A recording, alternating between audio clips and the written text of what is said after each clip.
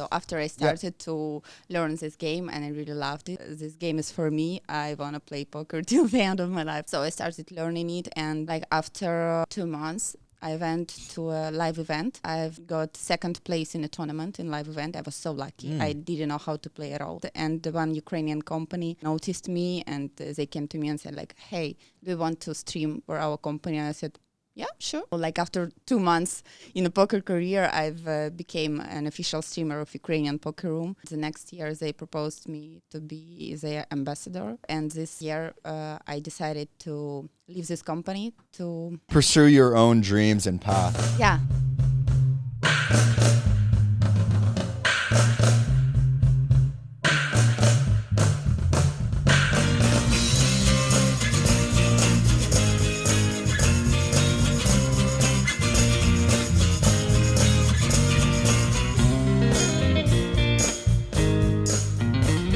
Welcome to the Fruiting Body Podcast with your host, Brendan O'Neill. Today we have a lovely guest, Holy Aloha, professional poker player. And I cannot wait until you meet her. By the way, subscribe, like, smash it, tickle it, do whatever you want, but be sure to subscribe. So let's get this started. So Holly, thanks for joining us today. She looks a little bit nervous, but that's all right. So we're going to jump right into it as we always do with the guests and learn about your journey. Who is Holly? Thanks for inviting me for this podcast. Thank you for coming. Yeah, I'm really a little bit nervous. So what do you want to hear exactly? Let's start back. Now, you're originally from the Ukraine, correct? Yeah. Okay, let's start there. Holly Aloha's childhood in the Ukraine. How was that? Describe that. And let's connect that right up into the poker playing. Now, I'm assuming you weren't playing poker at the age of like 5 or 6, but let's find out. Yeah, sure. The problem with my childhood is that I don't remember much. I think my first memories are when I was like 6 or 8 years old, like when I was to school. So after school, I went to university. I have 2 degrees. I'm an English teacher. Wait, it's okay. Don't worry. This is a level of degree in Ukraine. Okay. My English. It's good. You're better than most people around Phuket, anyway. So let's say. Okay. And the second degree is hotel and restaurant management. So after I finished my second university, I started working in a restaurant. I've been working as a hostess. I've been working as a waitress, as a manager. Also, I've been working as a maid in a hotel, as a receptionist in a hotel. And after that, I had relationships with a boyfriend. Yeah, and he was a poker player. Okay, so that's a good start. Yeah, he left me, and I was thinking like, before we were traveling the world, and I know that poker players, they earn a lot, so I want to do this too. So I want to start playing poker, and after this, he will see how successful I am, and he will, I don't know if you say same in English, like he will bite his... It's like he'll eat his own words. Yeah. Something along those lines, we would say, Yeah. So I was thinking like, okay, I'll do this, and... he will want to come back to me. What year was this around when that happened? It was 3 years ago. 3 years ago. And at that point, well, obviously, were you traveling around the world with him at the time? Before him, I had poker player boyfriend as well. So we were traveling a lot with previous boyfriend. And with this one, it was just like... Around the world? Yeah. So was he playing, was it online or was it going into tournaments? It was online and offline as well. And what types of places were you visiting? Macau? Were you going to Vegas? Macau and Vegas I wasn't too because I'm Ukrainian and it's too hard to get a visa to America, for example. As far as I'm don't have official job and I'm not married, so I'm potential immigrant, so they doesn't allow much to... Yeah, it's not so easy. So where were you guys we've been going? to Europe. Okay. We've been to Spain, Italy, Greece. I don't remember. Now, is he a famous poker player? If we mentioned his name, would it be like? I mean, we're not talking. Is it Phil Ivey? No, it's like if we talk about the guy from because of whom I started play poker. Yes, he's like very famous. Like a few days ago, he won a WSOP bracelet. That was your boyfriend, or Yeah. what's his name? He's from Belarus. I don't think you know him. Oh, okay, maybe not. But for now, he's like very famous. Okay, well, don't worry. We'll Google that after, and I think in post-production we'll just pop it up. Okay, his name was Nikita Budyukovsky. Yeah, no idea. Yeah. But I mean, I it's funny. I watch a lot of YouTube poker. Just like it's kind of a some people like to watch funny cat videos. I like to watch poker hands. But I'm again as a poker player. But jumping back to that side of the story, you got into poker 3 years ago. During this time when you were traveling with him, were you playing in the tournaments as well, or were you more the I don't want to say cheerleader, I'd rather say hype man? Like, were you kind of just like on his side, or were you also playing as you traveled? No. As I told, like we broke up, and I decided that I should start to play poker, so he will come back to me. Okay, I got you. So we've been dating before I started to play. So after I started to learn this game, and I really loved it, so I was like, oh my God, this game is for me. I want to play poker till the end of my life. So I started learning it, and like after I think 2 months, I went to a live event, and I've got second place in a tournament in live event. I was so lucky. I didn't know how to play at all.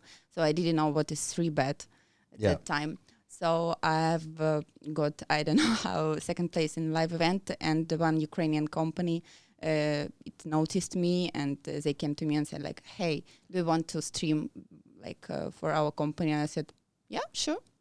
So like after 2 months in a poker career, I've became an official streamer of Ukrainian Poker Room, and I've been working with them for 2 years.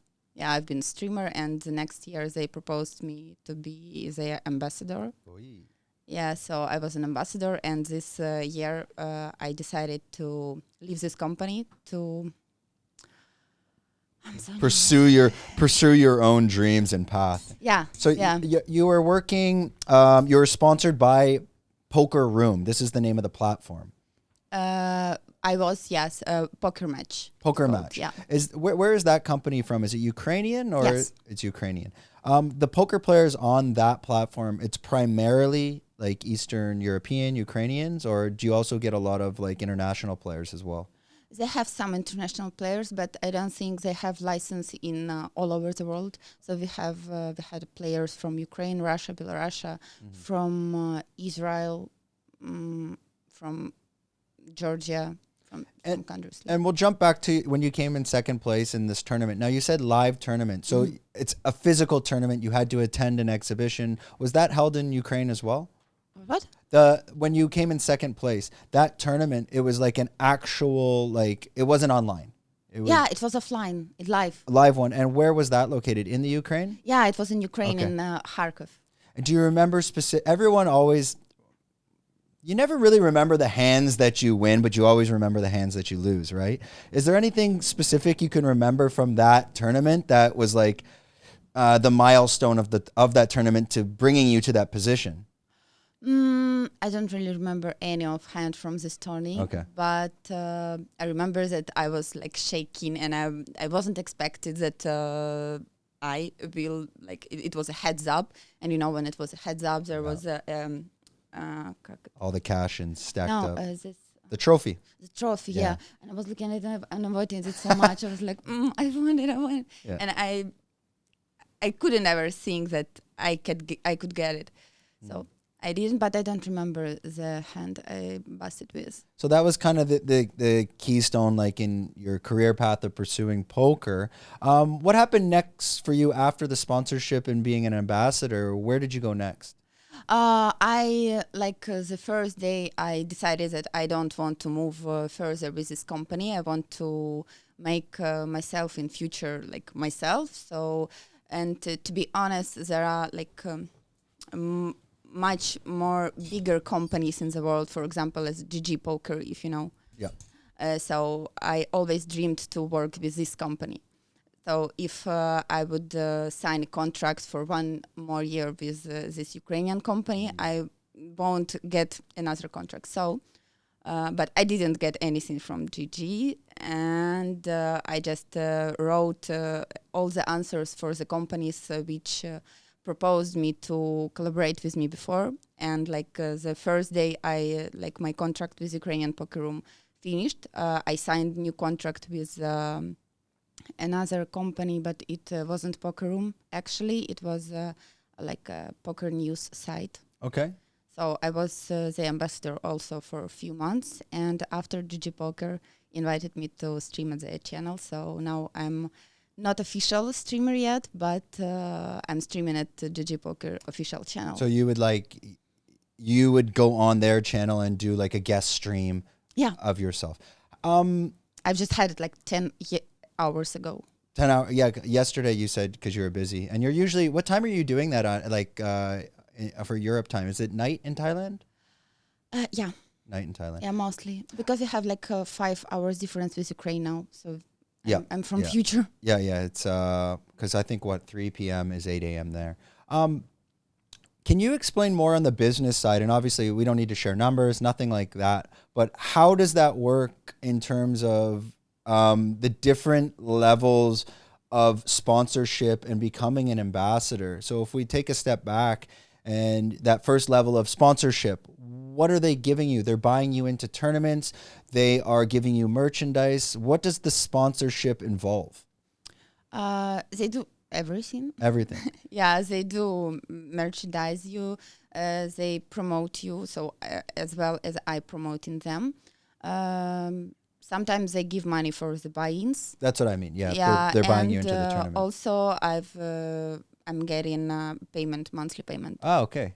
And then what are the next levels of someone trying to be an online professional poker player? Meaning you start at sponsorship, you go to ambassador, you can become a partner in the company. Is there I guess we would call it a corporate ladder or a career ladder in online poker where there's an end goal or the top is the top? The top of the top, I think for the moment, is to be an ambassador of this GG Poker Room, because this is the best now in the world, and they have such ambassadors like Daniel Negreanu and Dan Bilzerian. Yeah. So this is the top of the top. And about this career, I don't know this word. We call it a corporate ladder. If you went and worked for a corporation. All the steps you climb up from, maybe administrative assistant to blah, blah, blah. No, blah, blah, blah. I don't think that poker players are interested in it. So it's okay for me. I like to play. I'm having my money from when I'm playing, and also I'm having benefits from the promotions and from collaborations with Poker Room. But if to talk about me, when when you're making that decision, can you make that decision if you want to go into a poker tournament sponsored, or can you just go in and let's say pick up your phone and go play a tournament on your own and you're kind of doing it by yourself? I'm playing mostly by myself. Yeah. And it's okay.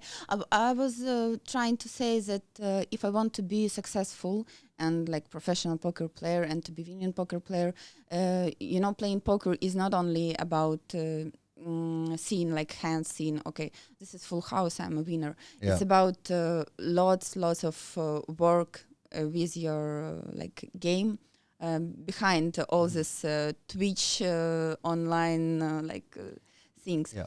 So if I want to be successful poker player, I have to spend a lot of time to work on my game. And if I want to go to the next level, I have to half this time, and for me it means that I won't be the best in one, because I want to be, I don't know, model, I want to be poker player, I want to be I don't know, chief in a restaurant, so I won't be the best in all of these fields because I can't spend enough time on achieving these goals. Of all those fields, because if you're going into the Twitch game and getting sponsored and becoming an ambassador, these are many hats you have to wear. Meaning okay, I have to focus on the media side. I need to prepare for Twitch. What are we going to do today? Am I doing something funny? There's a little bit of pre-planning, and that is time, which takes away from developing and sharpening your skills in poker. What is your goal? Do you want to focus on the sponsorship side, or are you really focused on improving your game? I'm really focused on improving my game, because if I won't do this, I won't get any sponsorships. Yeah. Because like maybe 5 years ago, if you're pretty good looking, Yeah, if you're good looking. if you're a good looking girl, so like I think any company would want to get you for a sponsorship, because when I have like Instagram and I have like 22k followers, and like 90% of them are men, so this audience is especially for poker rooms. And like 5 years ago, this would be enough. And today, when people are coming, for example, to watch my stream, there are lots of like I think thousands or millions girls on Twitch who are streaming, for example, in bikinis, they're in like swimming pool inside their like rooms, they're like typing with markers like nicknames of the followers or who donate them.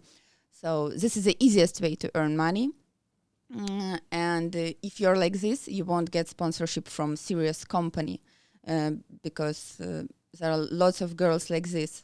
So you have to be on the you need to also find like your niche and your brand and what represents you. Do you see any of and I'm assuming it's yes, because I mean someone must have done this, but girls that maybe were on that are on Twitch and Instagram, and also taking the poker side over to OnlyFans. Is that happening as well? I've seen it happens a lot, but I'm not doing OnlyFans. Yeah. But I'm just assuming that's going to happen as well. What is your dream for poker besides like the sponsorship and ambassador? Do you have like an all-time dream to play at a table or win the WSOP? What is your like biggest dream in this poker career? My biggest dream, I guess, is when I came to poker and I was telling people that I'm a poker player, they were telling me like, oh, okay, like just you told me like a few minutes ago, is a Phil Ivey, so everyone knows Phil Ivey, everyone knows Dan Bilzerian, or like Daniel Nigrian. Phil Hellmuth. And my dream is like after a few years, or maybe I'm pretty sure I'll need to spend like 10 years or so or more. So I want when people ask someone like, what are you doing? And they answer, I'm a poker player. They say like, oh, I know Alena Mironenko. She's a poker player. This is my dream. I'm not dreaming about, some people are playing poker and thinking about it as about startup. Like, okay, I'll win some millions and I'll invest in something else. So for me, money is a cool additional benefit, but it's not a purpose. Yeah, you want to build yourself as a brand and a household name in the poker community, right? And yeah, that's an interesting way to go at it as well, because with that comes a lot of TV time and rights and sponsorships as well. In terms of sharpening a poker skill game, because for someone like myself, I think I'm pretty good. I mean, to be honest, like if I sit at a poker table, I talk a lot of shit until I piss people off, and then I take their money. I would say I win most of the time with my friends. At the casino, no, it's a different game. But if I'm sitting down with a group of 10, and I'm sure some friends are watching, they're probably like, yeah, right, you're a liar. But no. I think I do pretty well. But I would have no strategy to sharpen my game. It's pretty much only when you play with your friends. In your field, how do you go about improving in poker and sharpening your game? Is it just the experience in the field itself? Like, no, I have a personal trainer. Okay. Like I have 2 personal trainers who training me and who giving me their experience, so I can use it in my game. So it's like hours of working. Would it be kind of sitting down, like you'll sit down face to face and you're opening up different hands, or you're actually playing? Like, is there certain training material? How does that work specifically? Oh, sometimes it's certain like material, but most of the time we're like having a Skype call. Okay. And I'm sharing my screen with a team viewer. Yeah, so he can watch all of my hands, and he's looking at it and saying like, okay, this is shit, or okay, this is well done. So, and he's explaining me why, and but see that entire, now you're an online poker player. For me, I've tried online. It never worked for me because my game again is I can read the room. I like to read the room. I like to see, So you're mostly live player. I can only play live. I'm too bored on online. I just start clicking and then I just go on tilt and I just want out. I just want all the money. It's too easy. And also I don't like the time. It's too fast because sometimes you get, the time, it's like 30 seconds, but when you play live, you can buy time, right? Yeah. Okay. And also again, building the room around me. I really like to, if I sit at the table with people that I know have money, I really like to piss them off. And then I also like to kind of, I don't bluff against them ever. Never bluff against someone that doesn't know what they're doing and has a lot of money. This is the rule 101. So I just wait until I have trips or at least a straight. That's a good strategy. Yeah. If you play against somebody that has never played poker, do not bluff. You're not going to win. It's impossible. But yeah, that's kind of my strategy. I like to kind of work the room a bit and see who I can, get on their nerves and You should play. Yeah. Okay. Heads up. We'll talk about that later. So the strategy, anyways, let's get back to my question is more, what is the main difference between online poker players and live poker players? Because they're two different people. I'm afraid I don't have answer for this question because I'm not playing live too much, especially for the last 2 years we have COVID and all the live games were like closed. So I've spent only like first year of my poker career playing live tournaments and I didn't know how to play. So I was just, traveling and was like, oh, okay, I will play this tourney and I will play this tourney. And it was on like for fun. So. Yeah, because if you're not used to playing live tournaments, you might have tells and people can pick up on your tells and, figure out if you're bluffing or not. In front of the computer, nobody sees you, right? Unless you're on Twitch. But I mean, the people you're playing against, they don't see you, right? They can see me, but I have time delay.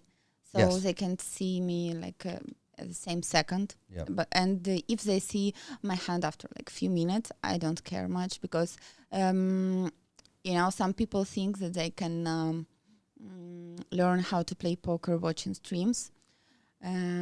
And with some streams it will work because some streamers, they really explain every hand and what they do and why they do this.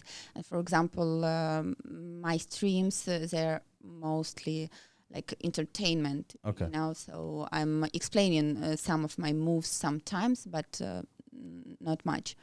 And the main problem with this is that people can watch my game, they can see my cards, and they will think, oh, okay, she like made a call here because of this. And for real, I made a call because of different reasons. So it won't help them anyway, even if they see my cards. Is that part of a online poker player's strategy to analyze their competitors and watch their Twitch games after in case you play them in the future and get an understanding of what they do and why they do it and how they play? At some sites we have like statistics. So you don't have to spend like 6 hours watching my stream to know how I play. You can just push the button and see in a program like all of my leaks, all the data from how often you go to the flop, how often you go to the end, how often you fold, all that. So some poker sites they have it initially. If you want to initially be able to look at this information, meaning they have it like, for example, at GG Poker they have it like amount like this probability of going to flop, for example. They have it next to the nickname. Yeah, the statistics are there. It's built in. I get that. That's it's a bit, I don't know if I would like that on a site because then it reveals a lot of information about your hand as well. So when someone's making a decision, if they're bluffing, are they not bluffing, you might go with the probability based on their data. But if you didn't have that, then you still don't know. Yeah, but I think, for example, about this built-in system, it's much better apart from, for example, at PokerStars, a different site. You can buy this program, for example.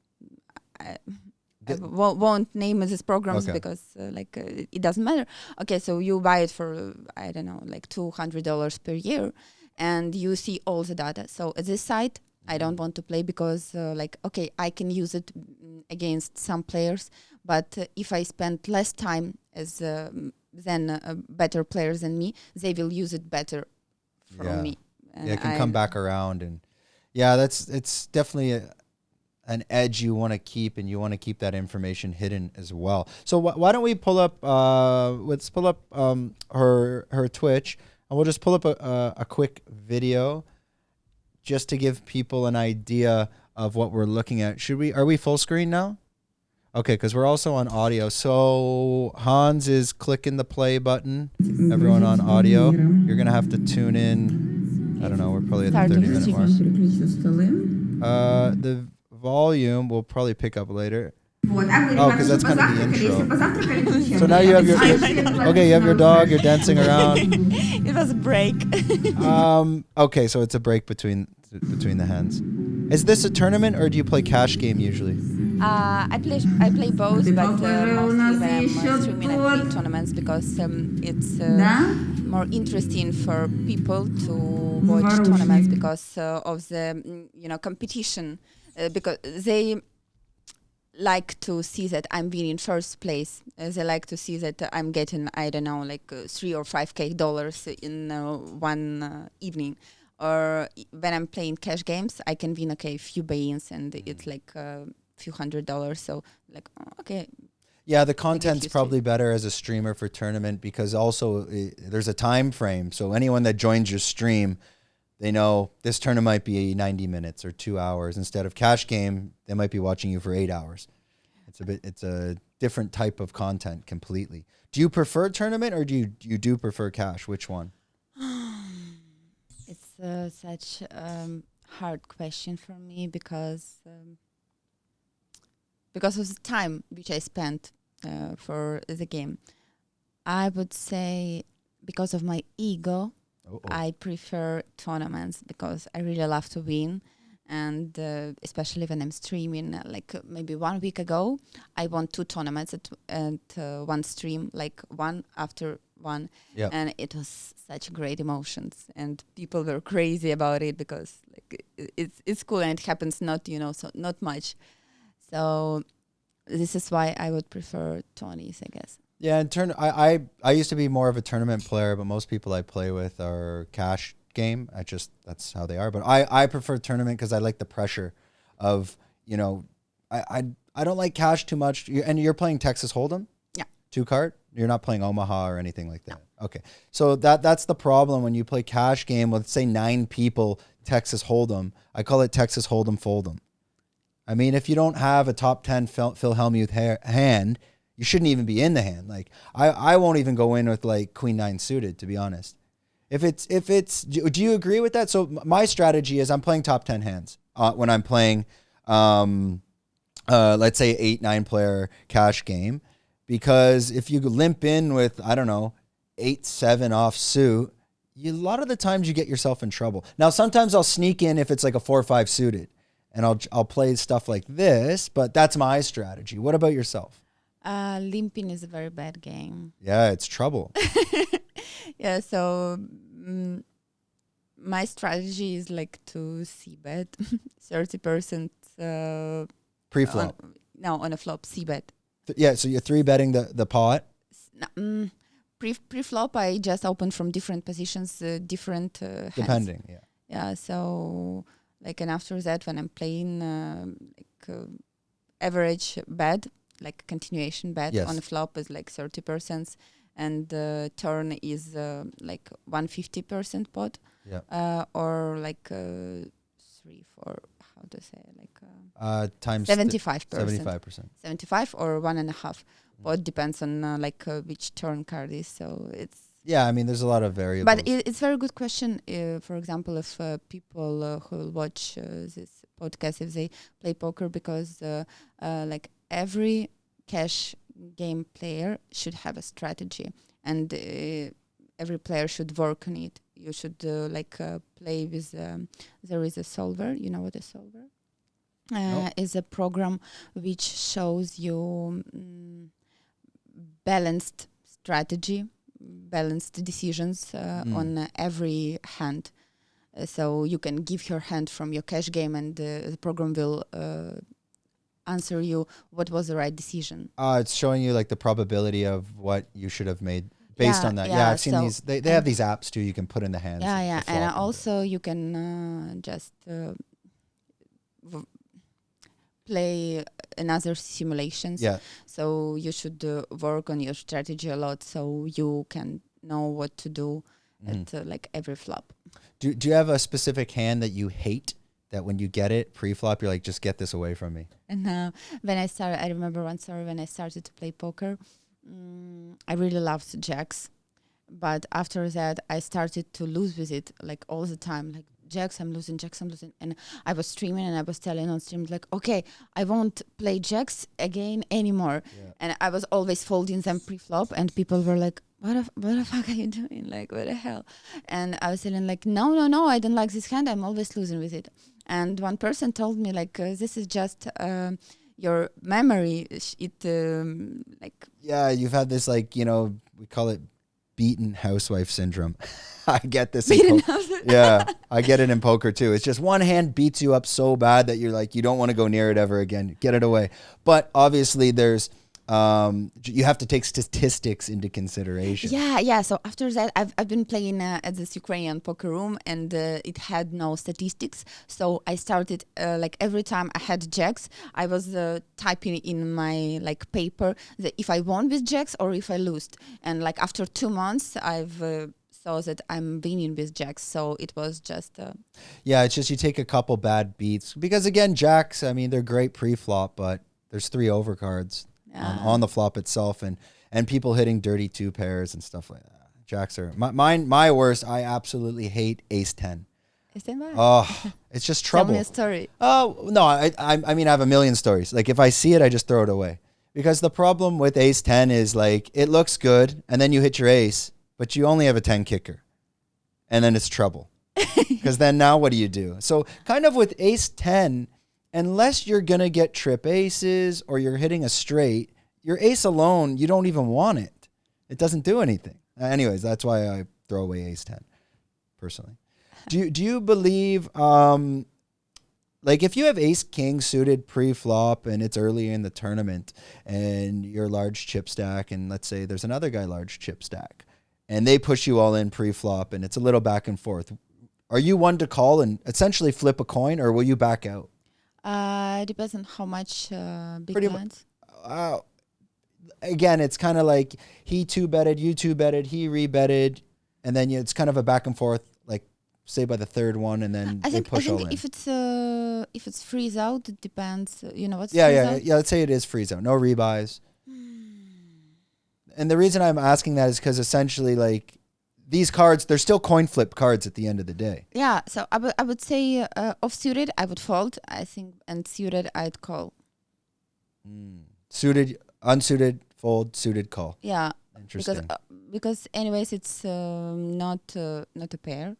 Yeah. Yeah, and if we go to the river calculator. Yeah, the statistical probability. EV calculator. So we will see that ace king off suited will have much less.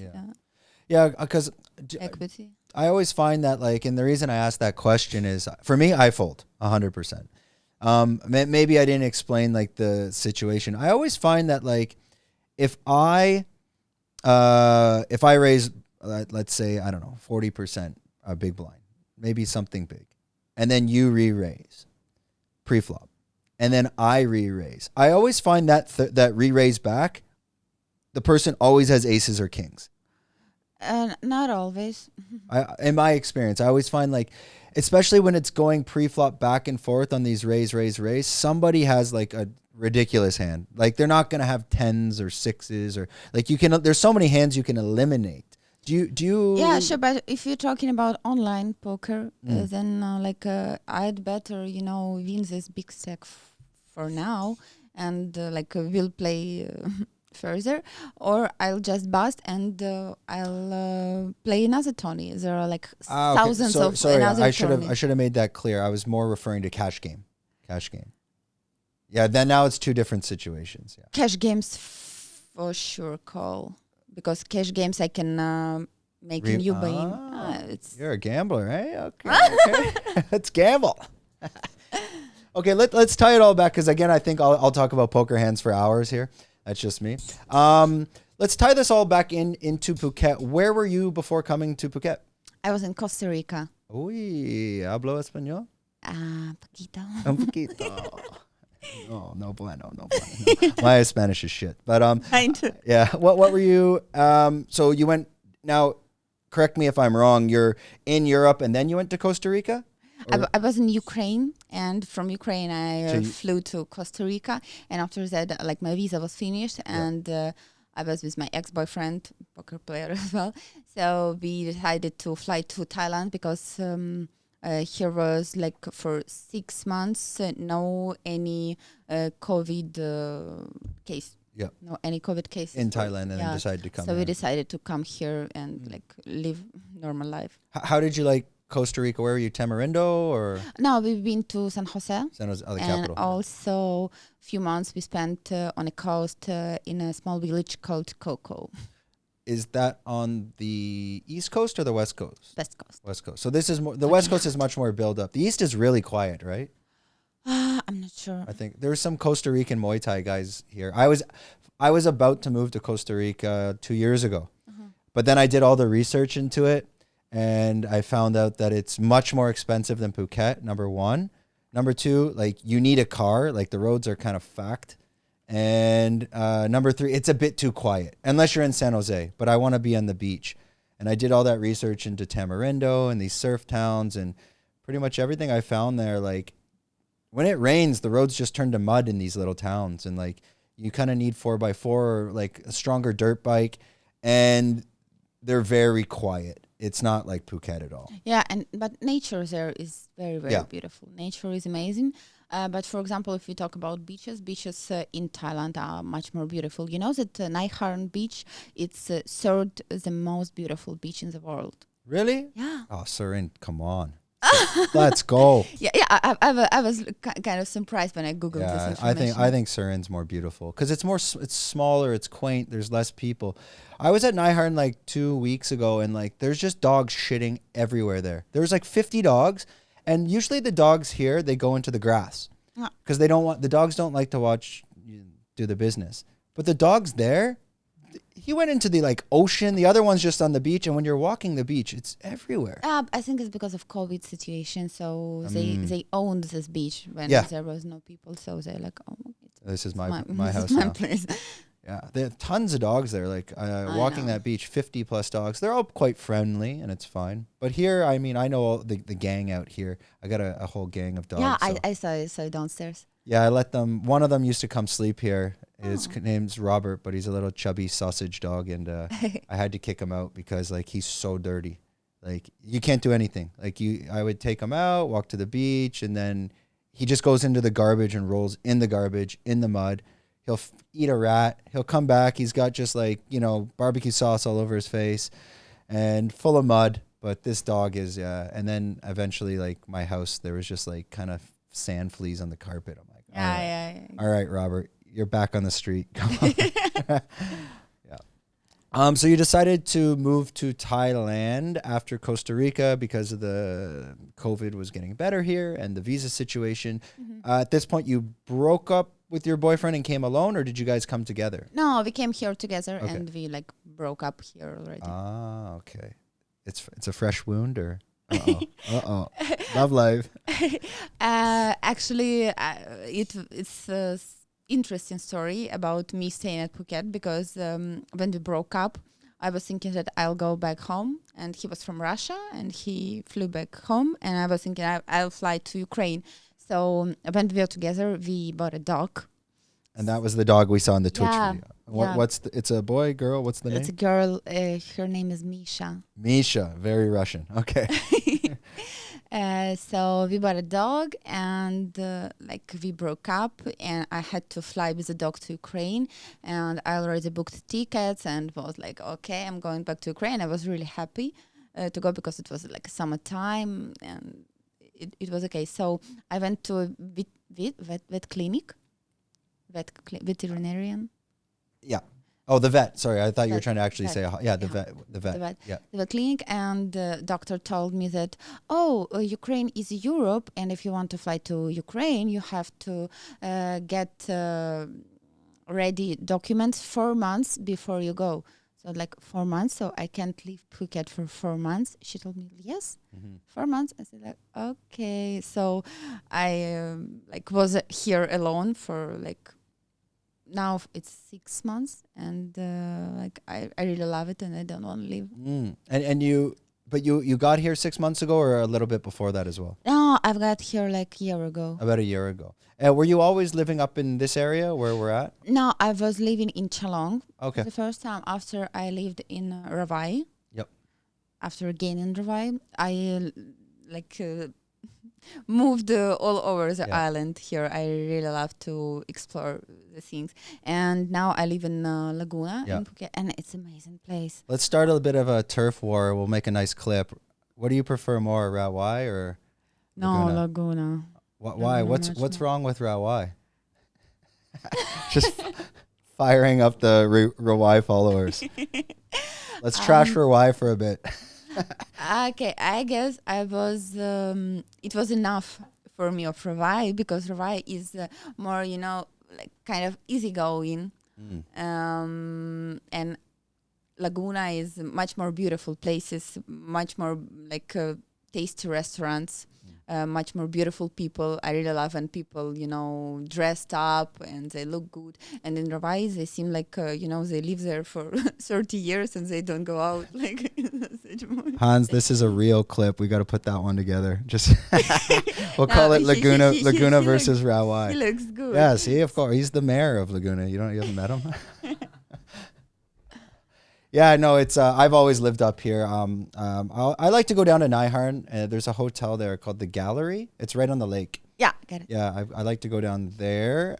It's nice. It's like a getaway, but there are good restaurants popping up there. Where was I last week? I don't know, Gypsies, but I wasn't there. There's a couple new there's good breakfast restaurants, like Boost and these places like that. I know what I don't like else. I don't like that people. Over there, like lots of jerk off salons.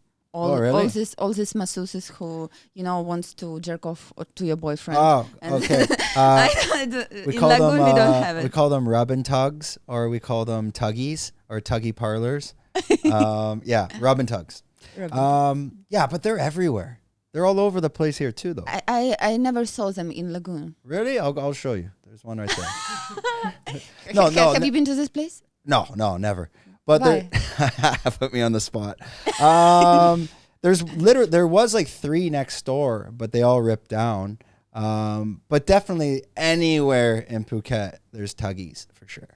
Absolutely. Okay. Yeah, I mean, this is Thailand. I mean, they're all over the place. You can usually tell.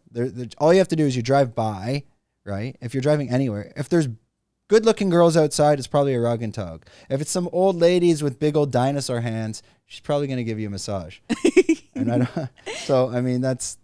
I mean, I've been in Thailand 6 years, Asia 12. So, I mean, it is what it is. But that's around this area. Yeah, it's similar, the same. But yes, I know what you're saying. We have more the beach club style, and I like it here specifically because of Porto and Boat Avenue. Mm-hmm. It just makes things easy, as in like. You can do your grocery shopping, and there's so many restaurants for selection in one location. So you can kind of go there without a restaurant in mind, and then as you get there, make a decision as well. There is, by the way, one place in Surin I really love to come to is Hugo Hub. You know this? Yeah, Hugo. He was on our 4th or 5th episode. Hugo just got back today. He was in the Maldives. So yeah, I know Hugo really, really well. Hugo Hub is a cool spot. Yeah, they have great cocktails and amazing sunsets. Yeah, it's a great little spot too. Have you been out to Beach Pig before? Is it Beach Pig or Pig Beach? I think I'm dyslexic and I reverse them. You haven't No. been to Beach Pig? I yeah. hear it for the first time. First time. I'll send you the location. It's a little like, it's basically Laguna, and then you go through this like Muslim cemetery secret back road, and then you end up on this beach, and there's like a reggae bar, and there's a place called The Local, and a place called The Wave, and then there's another place called Beach Pig. I really enjoy these places because the food's good, the cocktails are good, a lot of people are there. What's really nice is you're right on the beach in the sand, so you can take off your sandals and be like in the sand, which is a little bit different than the vibe at Hugo Hub, but it's similar as well. Yeah. Do you see yourself staying here much longer, or what's your future plans? Because now you're kind of stuck with the dog, or are you doing the paperwork as well? I've already done my paperwork like a few months ago, so I could fly to Ukraine like long time ago, but I decided that I want to stay here. I really love it here, and I'll go to Ukraine for probably some time because my passport finished. Expired, yeah. Yeah, expired, so I have to go back to fix it, and probably I'll go back. And also because winter is coming, so you probably want to wait a bit as well. Yeah, I'm here. Yeah, you're waiting that out at least. So you're here till at least March, April, till that winter's gone. Yeah, in Ukraine it's crazy now. Very cold. Yeah, it's Canada's, snowy. no, I haven't seen snow in years and no intention. But why you can't just renew your passport in Bangkok? I can, I think, but I just don't like to speak English so much. It's so hard to speak English with Thai people for me.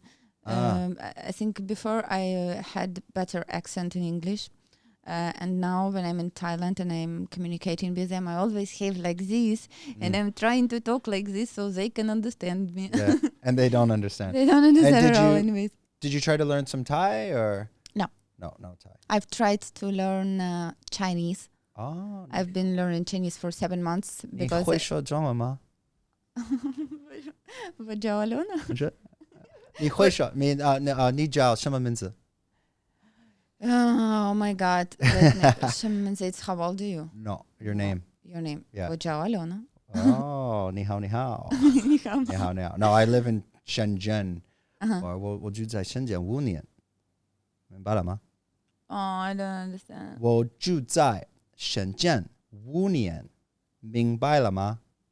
It's like I live in Shenzhen 5 years. Do you understand? Okay. Yeah. Chinese is very hard to learn, but when you live there, it's very easy because you don't have any other choice. Like you can't do anything. I've been learning Chinese since the beginning of this year till July, and I had like 3 lessons per week. And when we were communicating with my Chinese teacher, I was able to make some sentences. But now after like 4 months, no practice, and I haven't heard any Chinese word. Like I don't remember anything. But if I'll try to speak with someone, maybe after some time, if I go I've been learning this language because I have an ambitious goal to go to Macau to play live cash games. So if I want to play cash games over there, like cool cash games, I have to speak Chinese. Not really, though. I used to I live in Shenzhen, so I go to Macau all the time. First off, it's fucked. The Chinese there, you're going to shoot yourself. Because you have to understand, they have so much money. So I used to go into the tournaments there, and you pay $500, you go in these big tournaments, whatever. You'll be at a table with 10 Chinese, right? You can play the best poker you want. Every one of the Chinese players there is just a handgun. Meaning like someone's going all in with 2-4 every time. So no matter how well you do, at some point in that tournament, your ace king gets cracked by like 2-7 offsuit. Because the Chinese, they will make bets based on numbers, luck, and colors. Which means if they see a red 8 and a red 6, they're all in. Because it's an 8 and it's red and this is lucky to them. And they'll call you, they'll be like all in, like for all your money, and you could have aces and they'll crack you. This is the one problem in Macau.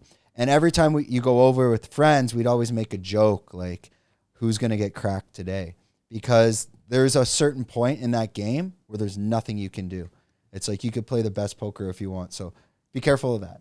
Okay. But Yeah. anyways, it's like very interesting for me, and I want to try it once. Yeah. What about Singapore? Singapore, they have the casino there. I think they have poker as well. I don't know. Yeah. Philippines as well. Manila. There's a casino there for poker. I never heard, because I'm dreaming about poker stops, which all the poker players are visiting. So I never heard someone goes to Philippines or Singapore Yeah, to play Manila. I had a lot of friends that would, when we lived in Shenzhen, I never went, but they would fly from Shenzhen to Manila and go into big tournaments. Because actually, in those casinos and in Manila, in certain parts, I mean, Manila is kind of a grimy.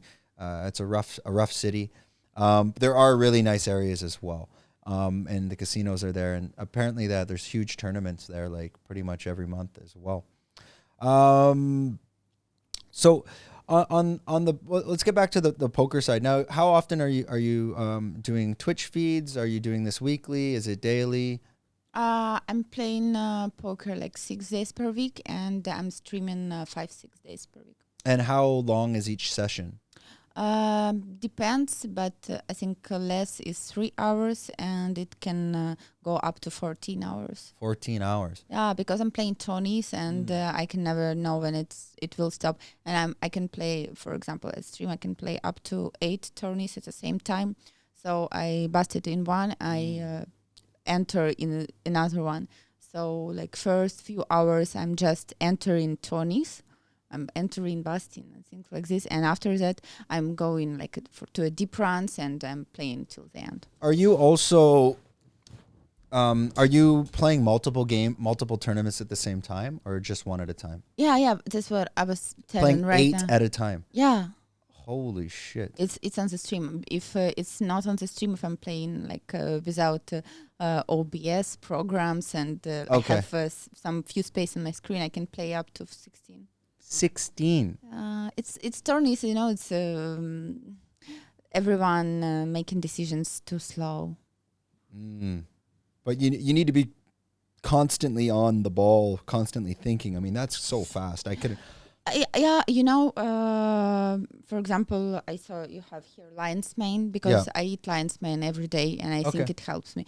For example, if I start my poker session without it, I would feel like after 1 hour that something is going wrong, and I'm remembering it's because I didn't eat pills. Yeah, it's a funny. I'll have to see. Which company do you get it from? Do you know? It's I buy it in a herb.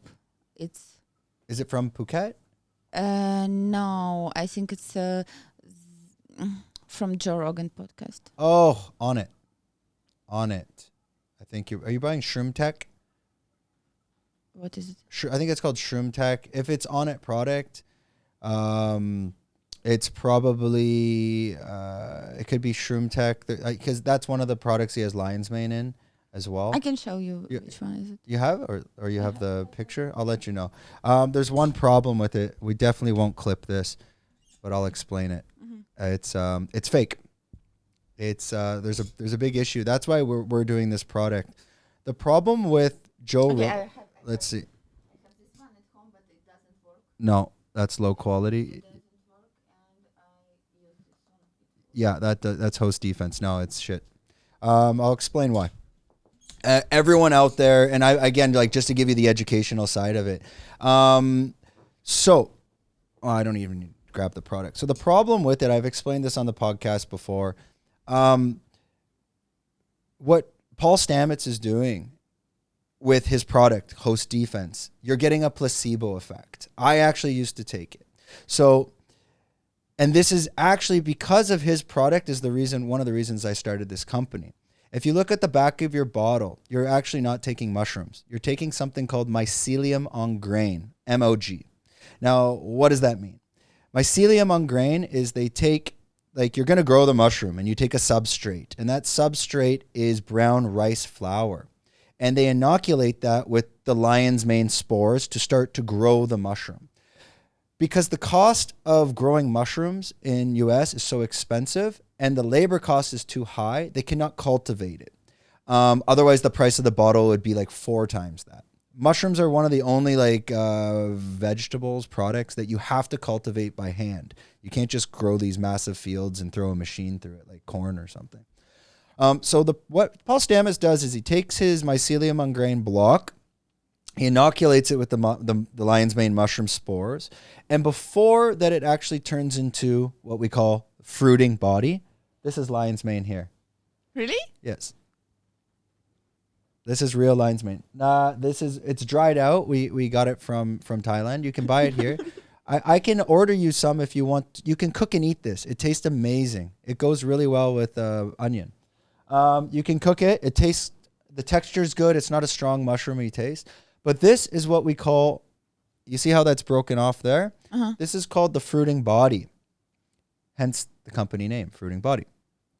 What Paul Stamets does is, before the mushroom ever becomes the fruiting body, he takes his Mycelium ungrain substrate, brown rice flour. So there's no fruiting body. Nothing's developed. And he takes that and he puts that through a processor. That's what you're taking. That's the pill. So he says you're taking Mycelium ungrain. So you are taking the mycelium, which is similar to the roots of a tree, but you're taking it of the mushroom. But it's so mixed in with the brown rice flour, you're taking sugar pills. There's 3 companies in the world that do it the right way. Well, more than that. But one is called Real Mushrooms. Another one's called Fresh Caps. I'll soon to be a company as well. And there's some companies in Australia as well. What they realized was the only benefits of lion's mane mushrooms are the fruiting bodies. You can only get this in China. This is the reality. But it comes from like clean areas in China, up by Harbin, in the mountains, by farmers. It's not industrial China. And this is where Paul Stamets comes in and he attacks, because he goes, yeah, but you get it from China and who knows what you're getting and it's bad. Well, yeah, but you're also not getting your corn from Chernobyl. And okay, here my point is, you're not getting it from let's say Detroit or places in the U.S. where it's quite polluted in that sense. Like your potatoes, they'll come from Idaho. So, sorry, continue. So you told it's pretty expensive in America. So in America, it also comes from China. No, some companies do. But a lot of the companies, especially Paul Stamets, they sell this product called Mycelium ungrain, because it's the only product that if you cultivate it in America, that it can have a price point to match the consumer's buying point. That's the biggest scam that they've pulled. This is reishi mushroom. This is good for like cancer preventative, cancer fighting, especially with the current situation and COVID. I take this stuff every day and I haven't been sick in a few years. But I had cancer. You had? Uh-huh. Oh, okay. And obviously you defeated that? Yeah, it was like maybe 7 or 8 years ago. I had skin cancer. And then you were able to remove it. And then no problem. Yeah, a lot of people get that in Phuket as well. I've seen they get it on the nose or the cheek. I had a friend that had to do plastic surgery and kind of removed it, and that was it. So basically, I have some lion's mane downstairs I'll give you, but even that quality is not that good. It's just I'm playing with some formulas. But the only way to get the true potency of lion's mane is you have to take the fruiting body, and this is the fruiting body. It's quite hard, but it still has moisture. You have to take that, and you need to grind this into powder. Pure powder, fine, no moisture, like maybe 2% moisture, nothing. Then you need to take that powder and multiply it by 10 to 12 and do a concentration. So it's like you're concentrating the powder times 10. We call it a 10 to 12 extract ratio for mushrooms. So what does that mean? If I want to have 1 kilogram of lion's mane mushroom powder with a 10 extract ratio, therefore I need 10 kilograms of powder to make my 1. Now, what they do in China is they have what's called spray drying and distillery machines. And they're using water, essentially like you're running it through water to distill the mushroom and extract it. So you have your 10 kilograms, and at the end, by distilling it, you're going to have 1. So the potency is times 10. Now you take that pill and you put it into capsule form or powdered form, and you take that. The other way you could do it is fine. You could take a 1-to-1 lion's mane extract, a 1-to-1, no problem. But every day you have to take 10 pills. Mm-hmm. Do you see the math? So there's a few companies doing it. And this is actually why I started this company, because I was taking host defense and I looked into it. I said, what is mycelium on grain? What is that? And learn about it. And then I reached out to all these other companies that are doing it the right way. And I was looking for days, or weeks, trying to go, okay, I want to grow mushrooms in Canada. And I'm going to grow lion's mane because I don't want to go to China because China's dirty. So it was like long time ago, because you told you live here for 6 years? I've lived here 6 years, but this business I started, it came to my head, I would say, what year? About July 2020.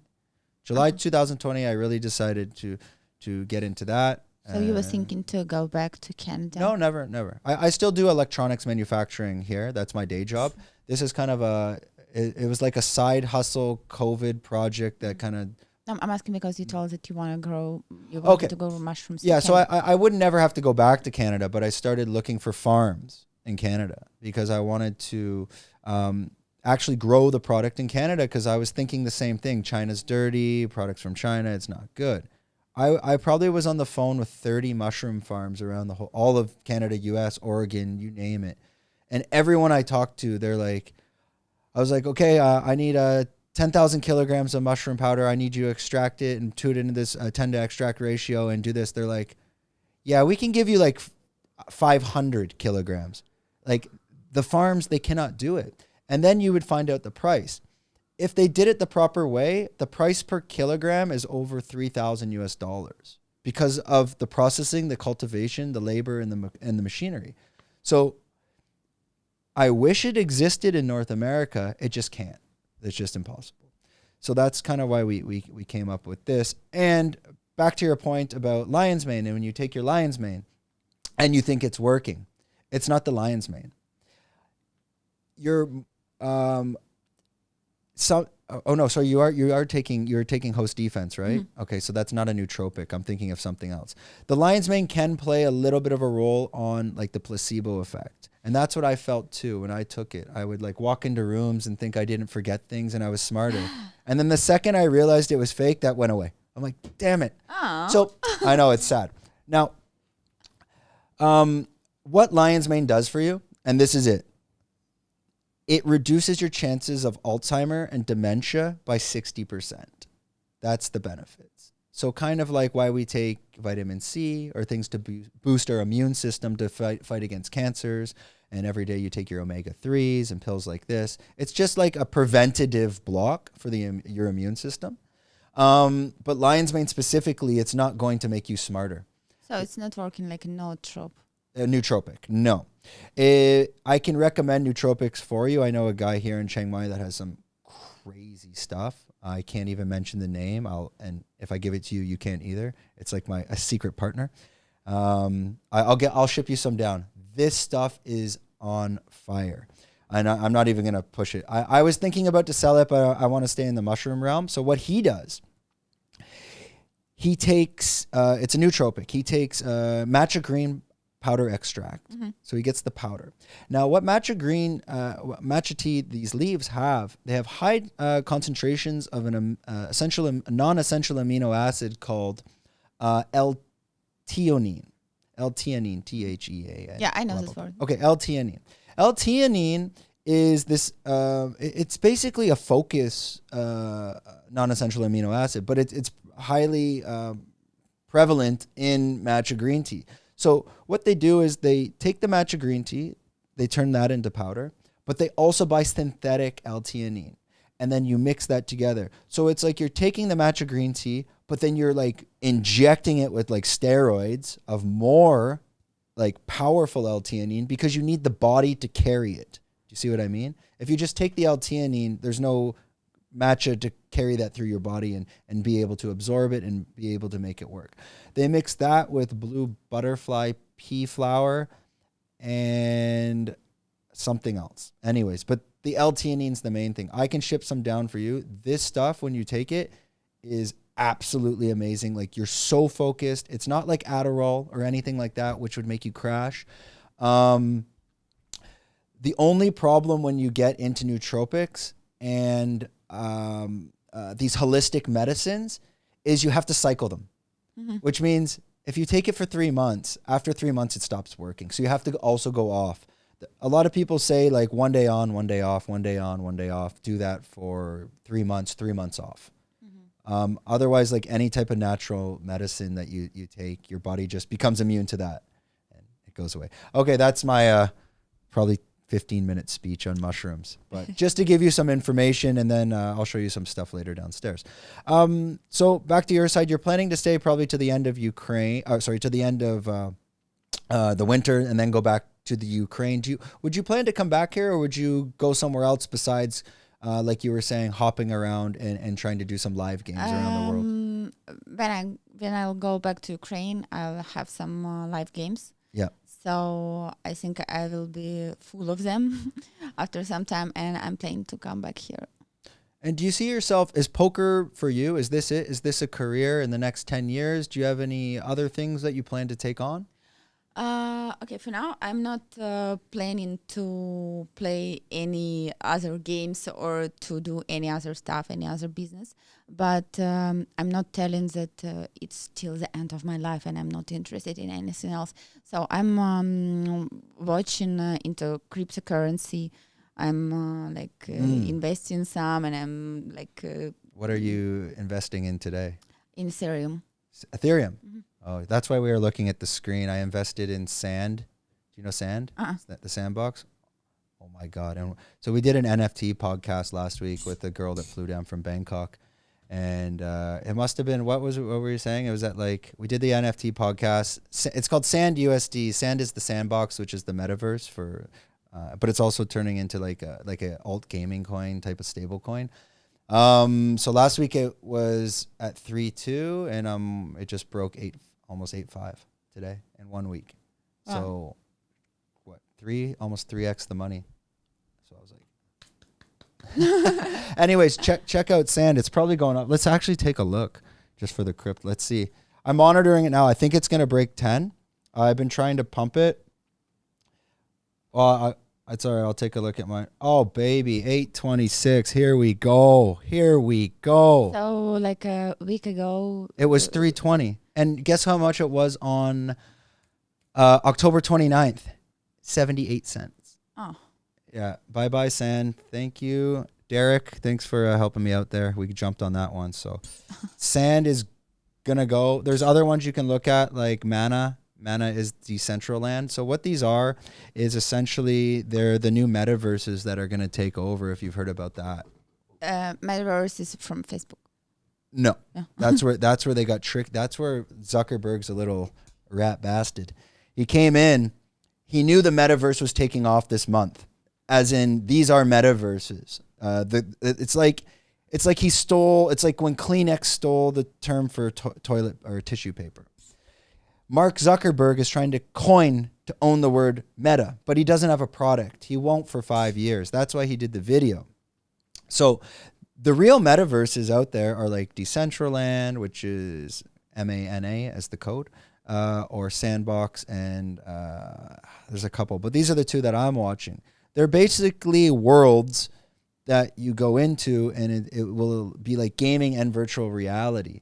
So things like SandBox, you can go on OpenSeas and purchase NFT land in the SandBox. So these things like SandBox, why it's going so big is because it's multiple things. It's a digital asset. Go to sandbox.com. You can buy gaming pieces in the land. Go to OpenSeas. You can buy property in the MetaBox. Go to any crypto platform. You can buy a stable coin. There's so much going on because these companies can actually generate revenue through digital assets. So I've been watching this. Keep an eye on it. I think it's still going to rocket. There might be. I'll ask you for a link after. I'll send you a link. There. If you can read the charts and whatnot, it's easy. But I think there might be a pullback. It could go back down to 4. My plan is I'm just going to hold it for like a year or 2 and just not do nothing. Yeah, there is a reason with the cryptocurrency. If you want to, for example, invest, you have to invest and wait for like 3 or 4 years. If you. Yeah, don't try to day trade it. I'm not trading. Yeah, just sit around. So you got into specifically Ethereum. Yeah. I'm also buying some Solana. Solana, okay. Yes, and some Bitcoins. Yeah, and everyone. That's Did you have any formal training in that in terms of like plotting charts, reading charts, understanding? In cryptocurrency? Yeah, or just in general? Just my friends who is earning with this. Okay. I had such a story like maybe 6 or 7 years ago. My friend was so much into cryptocurrency, and he gave me like 2 Bitcoins, and he thought like, okay, like just hold it for a few years, just hold it. And when he gave me, it was like maybe $17, and I was like, okay. And when it was like $100, I was like, oh, okay. And he gave to me and one more my friend, and my friend sold it for like $100, and I said, okay, if it grew up, maybe I should wait more. And I forgot about it totally. And like last year when it was like cryptocurrency boom, I was trying to get into my wallet and I can't do this. Hey, that's not a good story. Yeah. It's on. Do you remember the platform where the wallet is? I maybe it was Binance, maybe Binance. Something. Yeah, I listened to a podcast on that. How much money or Bitcoin is just, we call it living in the ether, just floating around. And there's, because people, they forgot about it, they can't get into it. They had like hard wallets where maybe it was a USB key, something's happened, they can't crack into it. You know what I found out yesterday? My friend told me that when, for example, I want to send you some cryptocurrency and you send me this like code. Yeah. Yeah, if one letter, one thing character, one character, is changed, and wallet like this doesn't exist, money won't go back to you. They will be lost. Huh? Is that true? Oh wait. No, not true. Oh, he doesn't know. I was teaching him today. He has no, I don't know why I'm asking him. I'll have to ask my friend. Yeah. That's crazy. Someone told me this yesterday, and I was like, what? How? That's scary. That's scary. No, I couldn't imagine that. Because then the code would just be wrong. Anyways, I gotta look at that's that's interesting. That's pretty nuts. And are you doing anything else, or just like kind of the crypto, the poker? Have you got into like equity trading or no? Not yet. So at heart, where does this heart of the gambler come from? I mean, I don't know. Is it the rush for the is it the winning aspect, or what is it about the poker and living that fast paced life? I think it's about my ego. The ego. Yeah. So I think it's about like I have to prove everyone that I'm the best. Oh yeah. And maybe this led to relationship issues. Now we're in this is the therapy session. All right, what's wrong? Tell us. I'm trying to stir it up. Yeah, we're stirring it up. I think this problem comes from childhood. Yeah. No, let's not go back that far. But that could tie back into your time in Costa Rica, because in Costa Rica, it's quite famous for ayahuasca ceremonies. Did you hear about those? Did you participate? No, in Costa Rica, we spent all of the time at home because there was a quarantine and we didn't go out much, only just to see some nature. So. When you were there, did you hear about the ayahuasca ceremonies? No. It's quite famous there as well. No. I didn't hear, but I heard about it yesterday. Someone told me that people do it in Pangan.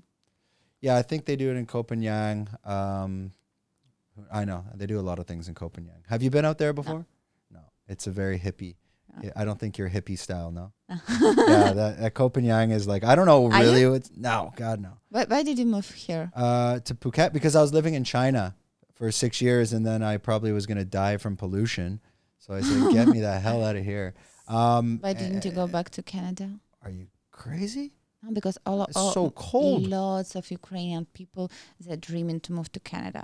They go there. That's fine. Do you know there is a big Ukrainian community? Yeah, for sure. Canada, it's freezing cold, and it's always snowing. It's always cold. It's a nightmare. And it's a bit boring, to be honest. I'm sure Vancouver's nice. Montreal is nice, but Ontario is. It's so boring. But I mean, Phuket's great. I live on the beach. It's very easy life. Built How do you this- know Same Russian? for South Africans. They also want to go to Canada. Canada. Yeah, but then they get there and then it's like, why did we move here? Yeah, no. Canada looks good on paper until you get there. And then you realize how cold the winter is. Like February is like winter is pretty much November to March, which is the whole year. Like, and it never ends. So no, you're saying, how do I know Russian? Just living in Asia so long, you meet so many Russians. So and I play ice Russian hockey. girlfriend? No, never, no Russian girlfriend. No, because I play ice hockey with a lot of Russians, so I learn like I won't swear, but a lot of bad words in Russian. Yeah. And I know a little Ukrainian. Tell me. It's the only word I know. It's like my friend taught me this one. It's the only. It doesn't even make sense. But he said like if you're at the bar and you're with someone, you can like cheers and say "Очень крепкий." No, budmo. You have to No. Очень крепкий is very strong. Yes, like is your drink strong? Okay. Очень Yeah. крепкий is like a question. Yeah. So if they're like, "Нет, okay, here you go." There you go. That's all I know. Because that is Ukrainian, right? Yeah. No, it's Russian. Is it? Someone told me that's more Ukrainian the way to say it. And Yeah. Well, I thought I knew some. I guess I in don't know. Ukrainian will sound like дуже креп. I don't know how to. Oh, are you sure you're from there? Tell us the truth. Where are you from in Ukraine anyway? It's the longest city in Europe, by the way, and the second longest city in the world. Longest. Longest, yeah. What does that mean? Long? Like big? Long. Like the city is long. Long. Oh my God. The city is long. I don't even know how that works. Okay. Yeah, it's called Kryvyi Rog. I have no idea. Unless you said Kiev or Donetsk, I pretty much anything No, else I wouldn't know. I used to live in Kiev for like Okay. 8 years, I guess so. Is it nice to go back? I mean, there's a lot of history there. I mean, what do you miss the most? My friends and the city life. When I miss shoes like this. Ah, Okay, I want shoes like this. being able to dress up, and Yes, like have fun, and because to Thailand, you can go get very easy. somewhere, like upstairs on a rooftop bar. Well, you got Bangkok. I mean, Bangkok's good for that. There's a lot of hidden spots that aren't. Yeah, but I think the problem of this missing for something is because of quarantine, and I'm not vaccinated, and I can't travel, so I can't go to Bangkok. I can only stay here. Yeah. Are you going to get vaccinated Tomorrow. Oh, really? Yeah. Yeah, we just heard from my friend. I showed you the picture. He wasn't, but he's not. He's he's in ICU. Ooh. Like he said, he got pneumonia in his left lung. He wasn't vaccinated. He got it, I guess, last week, and then I showed you the picture. He's in. He got vaccination last week. No, he didn't get the vaccine. He didn't get the vaccine. Yeah, you're like, oh, hey, I don't know. Not No. tomorrow, I guess. No, he But didn't. He didn't get the vaccine. Are you vaccinated? No, I'm not. I'm waiting. I'm kind of.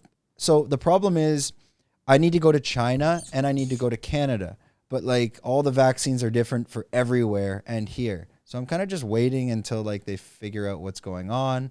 I don't know if I'll get vaccinated. My friend isn't vaccinated and looks like he's dying in the hospital. So now that's starting to scare me a bit. But I usually don't go out into like clubs or Patong or Bangla or indoors with like thousands of people. Like that's why I like places like Hugo Hub or Beach Pig. Yeah. Because then you're outside. I think it's a bit more safe. To be honest, I really don't know what to make out of any of it. I mean, who knows? And if I die, Yeah, the reason I'm going I'm to vaccinate because I'm going back to Yeah, Ukraine, and in Ukraine, level of social ответственность. like the ability to get around this, like to get into restaurants, you need the vaccine and all this stuff. No. Social status, social security. I'm usually pretty good at guessing. Translate just a second. It's all right. We're doing Social distance. social distance. ответственность. Yeah, we Responsibility. stability, Responsibility. responsibility. So There we go. level of social responsibility Yeah. in Ukraine is like this low, so people know they have a COVID, and they still go to supermarkets, they still go to parties, they still go they don't to care. restaurants. They don't even care Oh, about shit. anyone else, because like, okay, I have a COVID, and because I know people, these people are around me, so Yeah. how much more people like this all around the world, and I'm afraid to go there not vaccinated, so that's why. Yeah, I think Thailand's, most people I heard that have had COVID here in Thailand, they usually self-quarantine, do the test, or go to the hospital. Like no one really, if you feel sick as well, like for example, if you were coming and I felt sick, I would probably say don't come, just to be safe, right? Because you don't know. Yeah, sure. And especially I want to say that I'm not trying to say that people in Ukraine are so bad. People are not responsible for their and some other lives in all over the world. But I have lots of them in people I know, so that's why I'm telling this. It always leads to the vax. So after we do that, anyways, we're talking about poker. So for me to be able to even like push this podcast on YouTube, like I can do recommendation ads, and I'm tricky. I know how to play with it. I think because we even talk about poker, you can't. So we can talk about COVID for days. Doesn't matter. They would never monetize this. Mm-hmm. I think certain things like cryptocurrency, anything gambling related, they just, if you try to push it. I tried to push like I had a news reporter on and tried to push the YouTube video, and they blocked it as well. YouTube is like the god. They just don't care at all. Yeah. How are we on time? I feel like we've been talking for, like, we're doing quite well. 120. Oh, that's good. See, well, let's try to get another 10 minutes out of it. Let me stretch this. I'm good at that. Okay. What do you love about Thailand? You're in Thailand. You've been in Rawai. You've been in Laguna. Why Thailand? What can you say to all your viewers out there? And this is a good time for a clip. You can tell them why you love Thailand. I love Thailand because of good massage. Oh, wait. Oh, whoa. I see where this is going. Okay. Yeah. Unfortunately, this women in Rawai, they don't do massage for women. I think that's a business. Hey, should we go into something here? Like women's Thai massage? I mean, Hans, you look like you got good strong hands there, bud. What kind of massage are we talking about? Oh, I think we know.